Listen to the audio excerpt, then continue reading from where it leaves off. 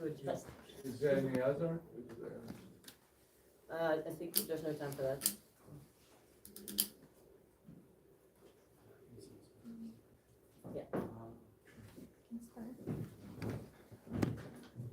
So in a second, we will start a panel discussion with our pilot cities and guests, not just pilot cities, and Ms. Dolanska, who is actually ex-director of Prague City Tourism, but not only that, like she was part of Czech tourism, regional tourism agencies, and she's a teacher. She teaches students of This is an travel, outpatient. travel industry, that studied travel industries. And I want to share a story how we actually get to meet her. It was back in 2011 when we issued our first map. When Ms. Dolanska was working for the City Hall for International Relations, I think. And we kind of by accident also distributed the maps to them amongst all the hotels, hostels, and with all the whole boxes also to her department, and she got like super excited about them, which was super great because when she later became director of Prague City Tourism, we started finally a closer cooperation with them. It was like 2-3 years later, I think. And at some point, Prague City Tourism bought as many maps from us that it could actually finance our existence. So for that year, so that was awesome. And after that, when she started to work for regional, the Central Bohemia region, she was also the one who helped Kutná Hora, the smaller city, to finance them from part of the regional money. So it was not just city money, but I think 1/3 of that was Czech tourism, 1/3 was the regional money, and 1/3 was money from the city. And that's all, and I'm very happy to have her. And she would like to share at the beginning a couple of words with you, and then we can start a debate, which will be moderated by Yosin. And I will sit on your side. If something needs to be translated, I will be there. Yeah, thank you. It's a great pleasure for me to be with you together. Thank you. I've met the first version of Use It map in Vienna about 20 years ago. I don't know exactly, but it is really 20 years ago.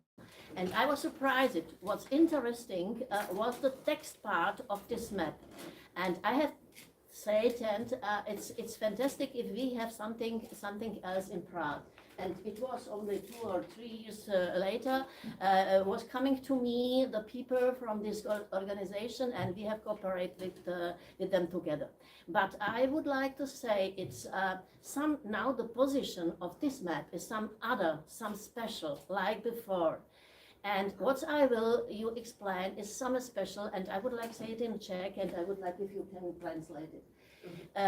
Dva pojmy, které v současné době v cestovním ruchu jsou důležitý, je sustainability a overtourism. So it is now the biggest problem in tourism, and I see it in the whole progress. It's a sustainability and overtourism. All cities, maybe not all, but most of them, cities have a problem with overtourism. You can see it now in Prague. And the first example is the Paternoster in the City Hall, and the second is it's in the library, the statue of library it is the building not so narrow of this building. And we have now the people, they wait here about 2 hours for visiting this Paternoster in City Hall. And yesterday in TV was some report about it. Now must be painted it. The staff of City Hall will not to come the people to the City Hall because it's too much people. And this is the problem of them. If you find something special in the maps, and in the moment it's too popular, it's not good. It's something what is over, what is really over. And what I would like to say, it's in the second part of them, or the second example. I have been now 2 years ago manager for Karlovy Vary, Carlsbad, for the coming of Carlsbad to coming to UNESCO. Now is Carlsbad and Marienbad and Francisbad is in together with great towns, spa towns in Europe, is together in UNESCO. And I would like to find what is the ground point of this city. This is the soul of city. And what is soul of every city? You must find it, because this is the moment what is coming the tourists to the exactly part of the city. And in Carlsbad we have now a new opened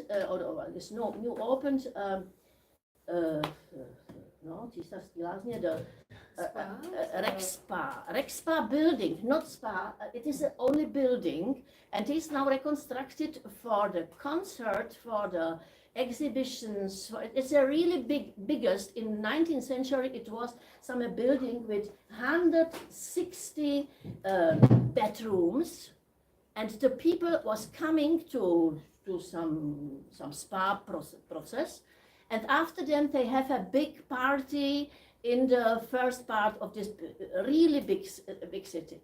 And I have find it, this is the soul of the city. It was the important point. Would like the all people of Central Europe all coming to. And you must find it in this map. And after then, tell me the maps will be successful. Yes.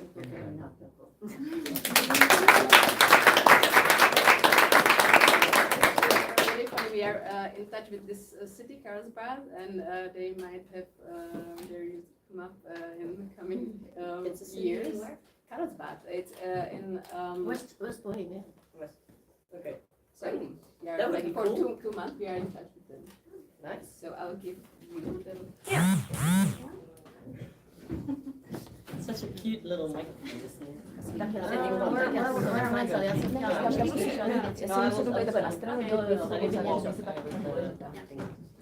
I have it on my phone. Sorry about that, but you know. What I wanted to do first is ask, based on the Bachakucha presentations, of course it was a different thing. Did any of you have questions? You can also come up with them while we talk, and you can ask them later. If you have questions for any of the people here, just raise your hand and I will come to you, because I have prepared questions, but I would also really like to know what you want to know, of course. Maybe first, for the people who don't know, because we jumped right into this, of course, with these cities. Maybe for the people who don't know Arnhem, what can you say about Arnhem? Is it small? Is it big? Why do you like it? Why do you not like it? I like it because it's kind of in the middle. It's not really big, it's not really small. There's everything a big city has without the touristic troubles. So it's exactly in between. We have a bit of everything, but it's not an overkill. And that's what I think I like most about Arnhem. And it's also like kind of a welcoming city. It doesn't like, it has an identity, but it's very open and it's a bit deviant. I think people would not expect Arnhem to be as nice as it can be. Yeah. Hidden gem. And what do you like about Prague? Yes, of course. Prague is a big city, not so big, but it's very beautiful and have a special atmosphere. I think so. No, I think so too, actually. Same question. What do you like about Rome? I can give you this because I know I'm standing in the way. For me, best part of Rome is a hidden history of Rome, because it was a very important city during the Second World War for the resistance, and but we have a lot of little history that we wanna insert in the map, and it's my favorite part of Rome. Yeah, and so I think that Rome is one of the most beautiful open-air museum in the world. Open areas. And Yes. I think that all the history and the communities that lives in Rome are very important to grow together. You can give it to the What you have in Rome, it's fantastic, it's the Rome card. Yeah. The Rome card The is meat card. fantastic Yeah, project. the raw meat card. And I must say, it is something which we have not in Prague. Because you can come with this card, have you the special entry for all sizing Only for what's 5 displayed. euros, This is a yeah. fantastic. You don't have it here? Yeah, we have them. No. We have a card, but not so prepared like in Can you Rome. explain this?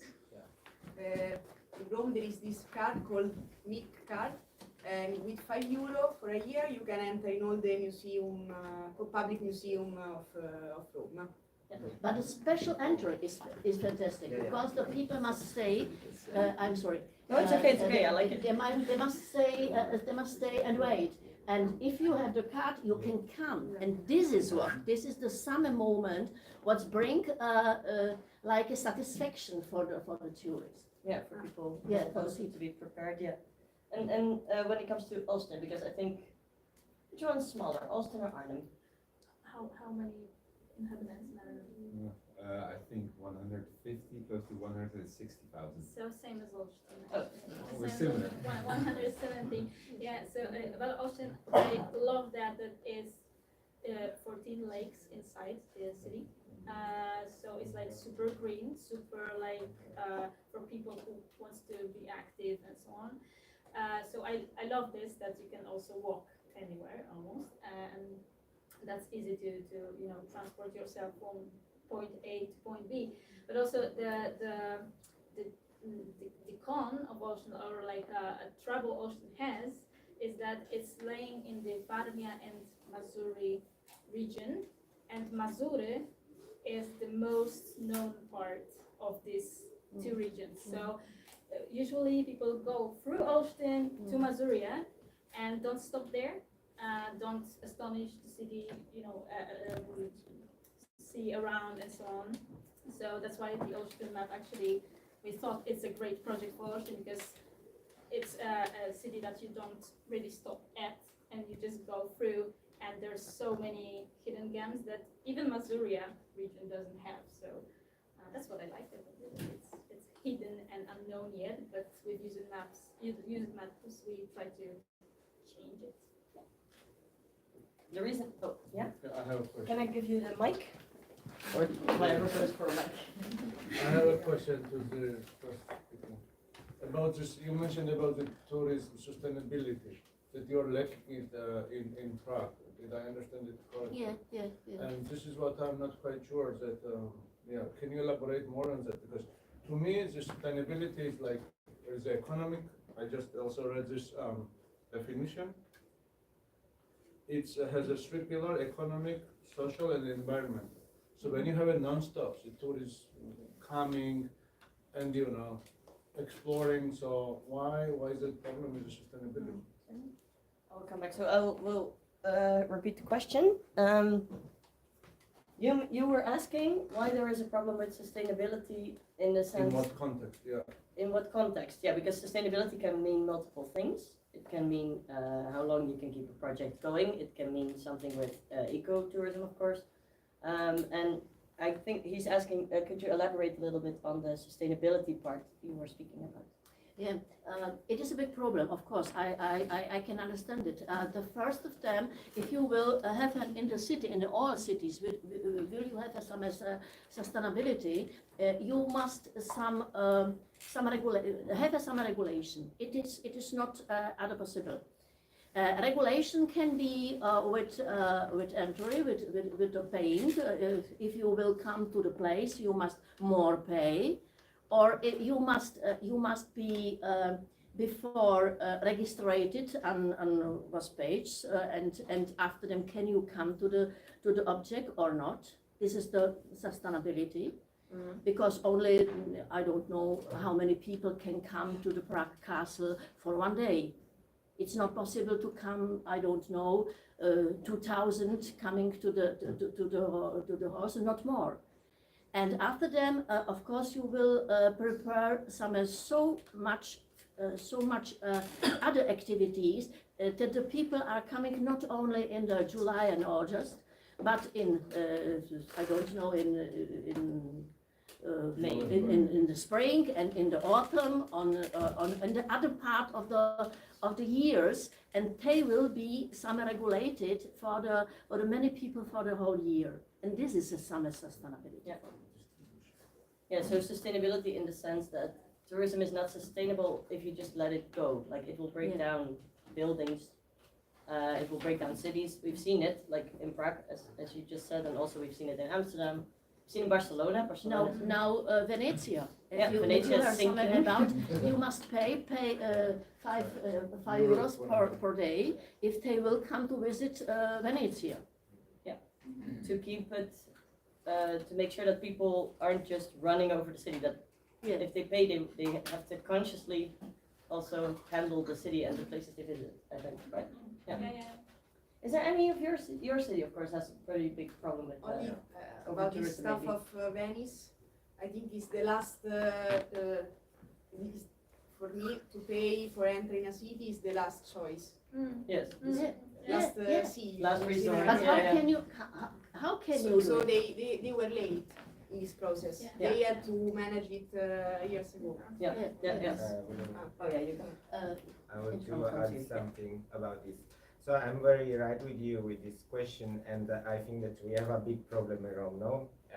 So our proposal it was like with this logo that is the mobility line of Rome, Yeah. no? The mobility scheme that for us is important because it suggests us a strategy to map the city.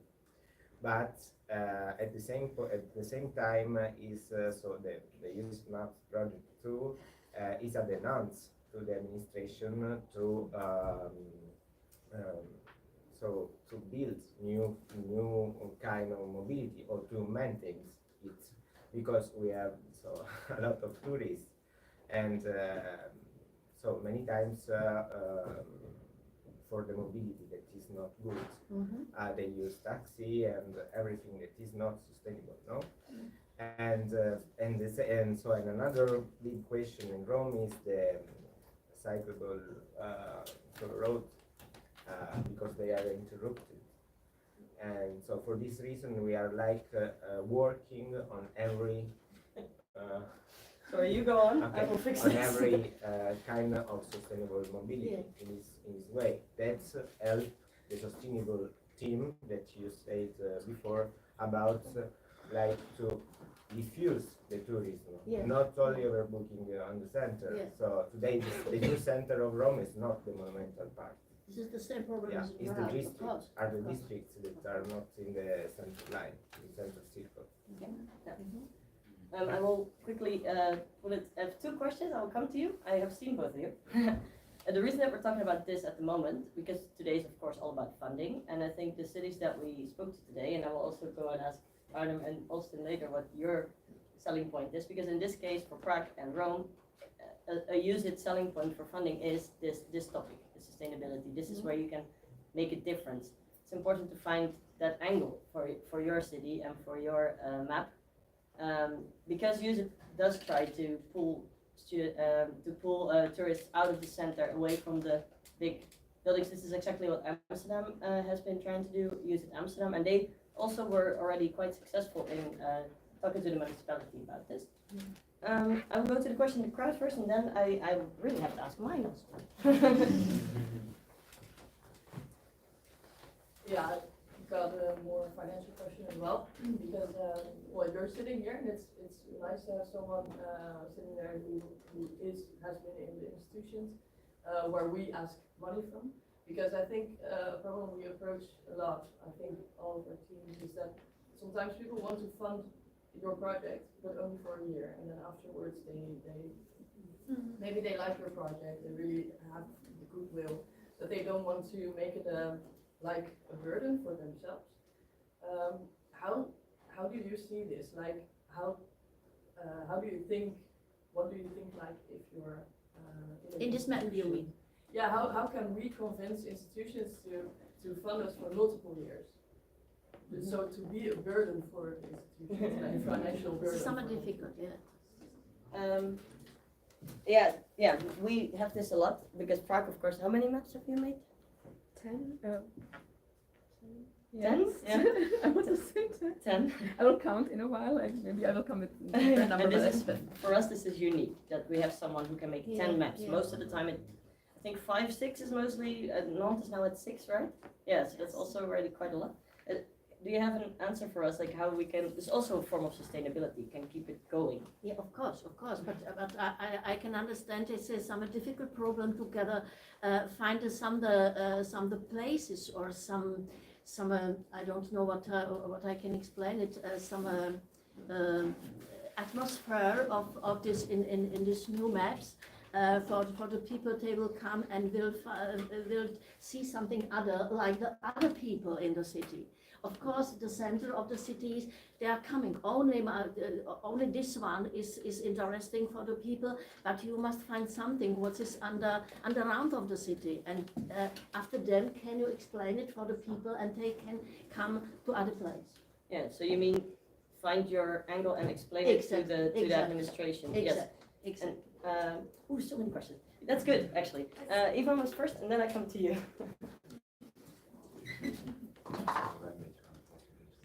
First, I was surprised that you used the word burden. This is also a case of partnership. The municipality is getting something for it, and especially in a funded context. Because USIT provides a lot of advantage. So I'm surprised it's called burden in general. I think it's also our mindset in NGO sector. They're always a burden to somebody to give us money, but that's up to discussion. My question was, Rome card, Prague card.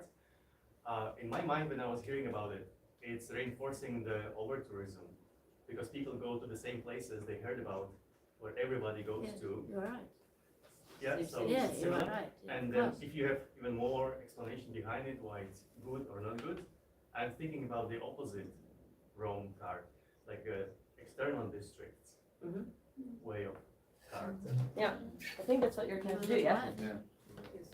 With the metro map, that's what you're trying to. I'll let Henriette and then get to you. Is that okay? Okay, only I think about the, you were talking about the mid card that we told now. Yeah. Oh, sorry. Yeah. Okay. You have to know that this card make you enter also in other museums that are not in the center. So it's cool because it sponsors also other very nice museums in other districts, not in the center. And so the strategy of the administration and of the superintendents of cultural, the cultural part is part of Rome, is working on to give a new identity of the cultural places that are not in the center. So they are like doing a program of diffusion in the territory because there are a lot of spaces that are hidden, that are not maintenance. So that if you are lucky, you can know. And there are a lot of treasure in the city, and so the program of the new administration is like to expand this net. To the Prague card, I would like to say the Prague card, the official Prague card, is too expensive in Prague, I must say. It is not good product. But of course, the most of them is the buildings or activities that are in the center of the city. But what is important, and this is in Rome too, I think, is transportation. It's a possibility to come with the car, the whole stay in the city, to come to transportation. And this is some of the moment for the sustainability. The people can come to the around of the city with the card. In Copenhagen, for example, is card, and you can come not only in the city, but to the castle with the hamlet. I don't know the name of them, I forgot it. But it is a 60 kilometer from Copenhagen, and you can come with a Copenhagen card. And this is the problem. This is what is necessary to bring it in this project. Great. Elaine, and then I'm going to ask you a funny question. It's kind of linked to the question that you asked me that I wanted to give you the feedback because maybe we have some kind of answer not because we did 6 maps, but it was really a problem for us to like ask for money for exactly the same project for the other players. And what we are trying to do, and I'm not saying we're doing it good, but we are trying, is to find some other ways to fund the map, just like Iga, you did with Austin, like, oh, it's Copernicus' birthday, let's make a map for Copernicus' birthday. And we are trying to do it like this, like it was the French presidency of European Union, and they were doing this grant, and we said, hey, let's use it to make this exhibition that we had. And now we were thinking, oh, it's the anniversary of the twin partnership with Saarbrücken in Germany, and now we want to make a map with Saarbrücken and also with PDC. So it's also finding other ways to fund in some different directions. But that means side projects and also maybe bigger projects, and so it's more difficult. So While I walk, I can also say that we in Nijmegen tried to do different areas of Nijmegen. Now Nijmegen is not so big, but for the bigger cities this could be also. I want to support this totally. We are also probably going for the topic map next year with Prague, but also with all the ideas like promoting as far as you can go from the city that is there's over tourism. We went so far that we are promoting the whole Czech Republic because we are so small. The country is so small, so why we managed to be sustainable, this was also because we had a long-term running project for Czech tourism where we were selling multiple maps to them, as of course we are giving them to tourists for free afterwards as because it's in the rules, but they were so happy to have to us from Prague promote other smaller cities, even super small. So it worked as a package, but as you are saying exactly, it becomes bigger, and that's why Prague is like we have such a big team and we have such a big project with such a long-term running, because we were adding more projects to it, like to have just use it and repeat the same project and find funding might be really tiring and difficult. Yeah. And for Arnhem, I can go because I haven't heard you yet. You have also already made 3, yeah? Yeah. And are you going for a 4th? Do you know already? we're not sure. Yes, you're not. And did you have to do this? Did you have to diversify your question to the city every time? Yeah, we did find that it was actually easier in the pandemic to find funds. Because during the pandemic, our selling point was that we would promote local businesses, small industries who were actually quite endangered during the pandemic. And then we were like, oh, it's actually quite easy to find funds for this project, let's do it again. But then the pandemic was over, and businesses were running by themselves again, and they didn't need the support that we were offering. So we had to find different angles to promote. We also had to find different kinds of funds. And the third time was even harder than the second time. But yeah, I'm not sure if we really thought of a different kind of selling point, but we were looking for different places to find money. That's mostly what we did. Yeah, because I remember Arnhem, as you know, maybe you don't know, but I checked the maps right before they go to print, and for me it was kind of a surprise that you were even making one. It was all of a sudden like, hey, we found funding, we need to be quick, and then there was a map. Okay. But how did that go? How did you suddenly? Because I think one of you said that to me, like we suddenly found money. Well, yeah, we did manage to actually find quite a big fund. It helps that within the municipality of Arnhem you have very like different policy areas and different small organizations. We have Burgerkracht, and we actually just had a look, okay, which organizations fit our general mission the best of publishing a map and which interest can it be. And then you also need to have these phone conversations in which you kind of have to say the right things to convince them. And what actually really helped us for the new edition is that we do actually with every new card have a totally different approach to it. So we first had the Corona card, which mostly also promoted outdoors and going to green areas because there were not a lot of events. But then Corona was over and events were there and we wanted to celebrate that with the city. So the second theme was a bit more of, hey, we can party again, we can live. And this time people were like, okay, Arnhem is getting crowded again, we are popular, but how about attention to the smaller areas surrounding Arnhem directly? Like, again, we are similar to Nijmegen, not really big, but we also kind of made more diffuse location, and that was actually a really great selling point for us. For our biggest funders were really happy with our attention to Spijkerkwartier and really small community areas with also great accommodations. And the selling point was basically that we wanted to make those places also sustainable by getting more people to go there and making it more diffuse. It's not all about the center. So even the smaller cities are going with this tactic of being like, hey, there's more than just the center of Arnhem. So that was actually something that really helped us out with the most recent edition. So yeah, that's how we got it. How you got it? A little bit of clever talk.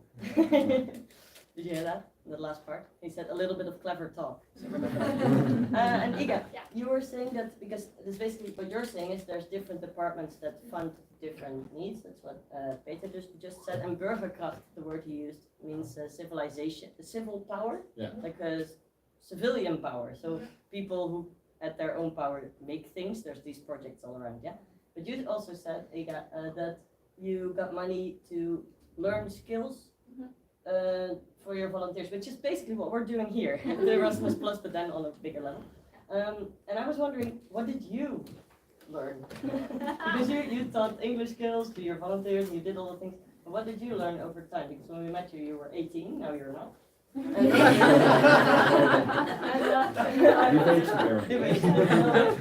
Yeah, exactly 7 years actually. I'm 25. I've learned creativity in the talk with important people. Definitely, also finding the different angles, and of course during the project is English skills, project management skills, budget skills, negotiation skills, like a lot of difficult negotiations on the way.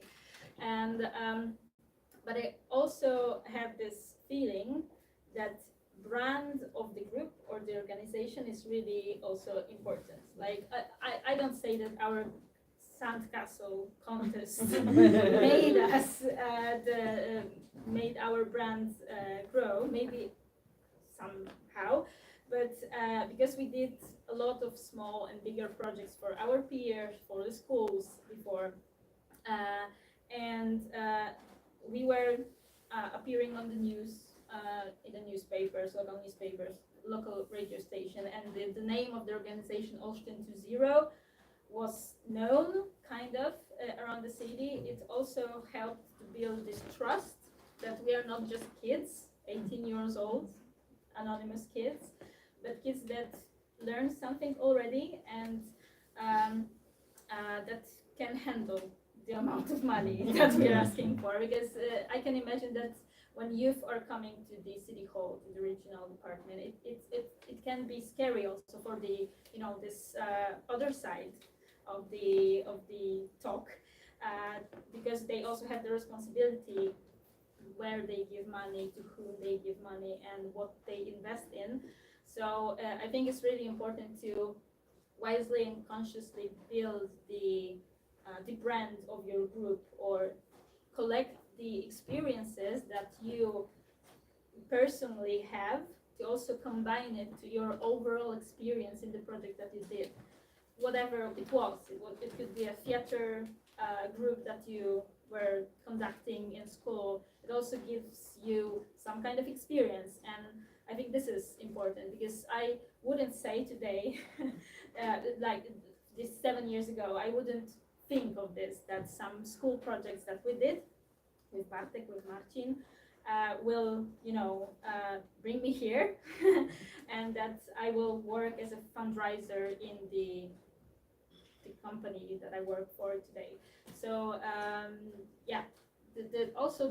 I think the thing that I learned is the ability to consciously see what you've learned, what skills you have, what can you give, and add advertise yourself well. Yeah. Yeah, nice. How do you see this? Because we fund this project, of course, for the maps. We want the maps. But did you, when you were in contact with Eva, also think about this volunteer part of the project? Yes, generally I must say I think it's a diplomacy.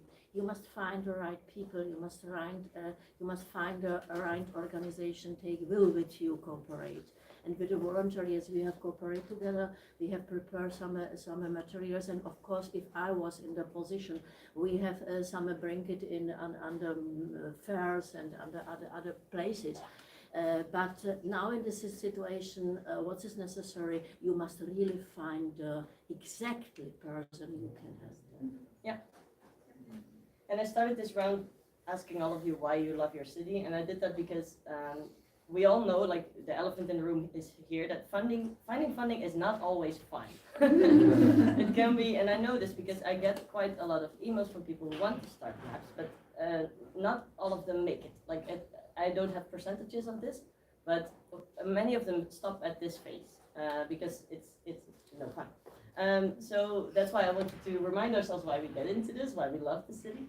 But how do you keep up motivation? Because I will go the rounds here because I want to hear from all of you. But you, for example, Sada, you've also you're pushing really hard, even though it's not easy. Like you had talks. It wasn't that the first time you spoke, someone didn't get the mic. I will start with you, and then you can get the mic on. How do you keep up? How do you stay motivated if people say no?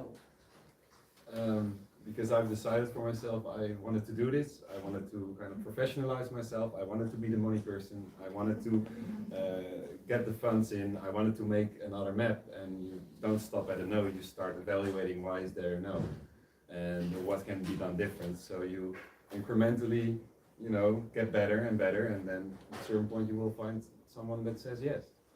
And also what really helped me is that it feels sometimes like we're kind of doing charity, We're helping the city out. We're publishing free maps from a youth perspective, which for our city is also a new angle.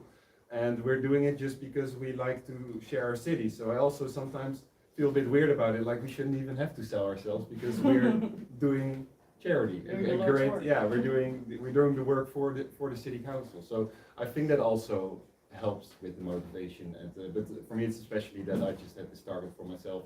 Like I'm not good in finance at all. I have no financial background, and I was like, yeah, I want to fix this. I want to gain knowledge. So also self-growth. And he did.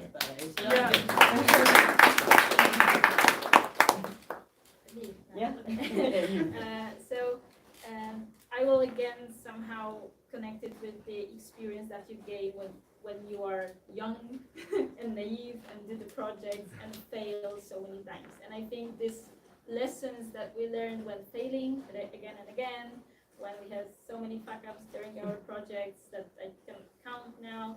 And I think it's the right mindset, and I know it will sound weird, but you also gain it with all these fails, that you just, the fails are the part of the process. So if you try to find a map, it's your, first time, first year, just prepare for it, that it may not go well at first, like we did with this beer company grant, We did a lot of stuff to achieve this goal, but we didn't because we lacked something.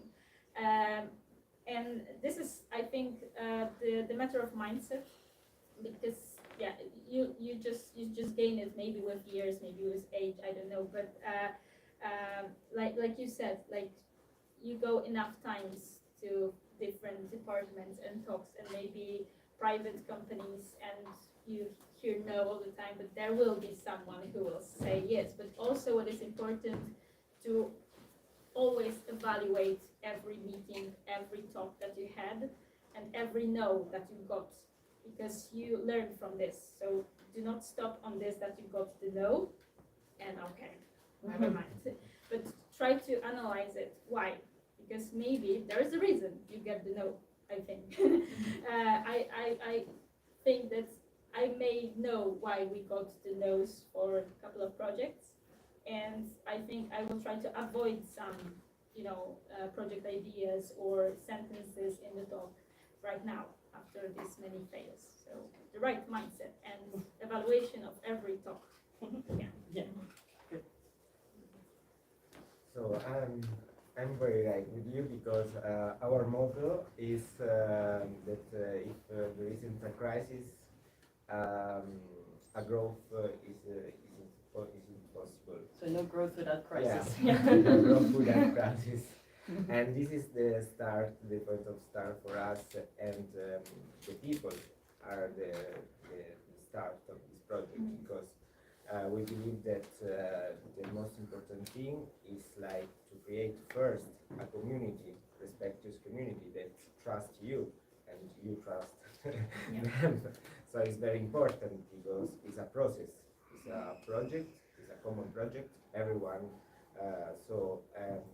has to participate in every shape he or she has, and we want to create all this big family, and at the other side we listen a lot because to create this feeling of trust of relationship so it's important like to listen and then to share, to say no, I'm wrong with you, I'm right with you. It's very important like to solidify this network. And for this the question about the money and stuff. So the association that I present before, the two associations that are working and that are like participating a lot the project. So one so historically organize everything without auto saving money, and because we do like auto construction, and we accept reached many times, I don't know, upcycling materials to rebuild and something like this, and then we do events to go with a crowdfunding or for the special project, specific project. Then this association with the Association of the Architects of Rome, that is an institution that represents all the architects in Rome and in the district. So they are working together now for the September. It will be the Festival of Architecture in Rome. And the three themes of this festival are like educational part, so it works with community. The heritage, the contemporary heritage, because there are a lot of void. The computer is stopping it. There are a lot of void in the city, abandoned buildings for the requalification of this, and then the urban art. So these three themes are leading with the action of MAP, like to be the moment when we present the projects of the final of September, and we open it to possibly financiers that are the actors of the city. If it's okay for you, Sana, I will quickly go to Lisbeth for 1 sec, and then because we're running out of time, but we can all talk also in the coffee break. You can ask also questions to the people, of course, because people. For your personal motivation, just one last motivational speech by Lisbeth. I will try. So first of all, I agree with everything that's already been said. But what was also in our presentation, and what we think is very important, is to keep it personal and actually meet the people that you're asking the money from. Not just write an application or fill out a form and keep it very distant, but also just go to them, call them, but also visit them. This is very effective, first of all, but it's also a lot more fun because they know your face, but you also know who they are, where they live, what motivates them, and it makes it actually a lot more. How do you say that? It humanizes the experience, so it's not just about the money, but it's also about the relationships that you build and the connections that you make, and that helps us a lot to make it more exciting. Cool. Okay, so I could have done this for another half hour, but we want to do coffee also. So one round of applause for, first of all,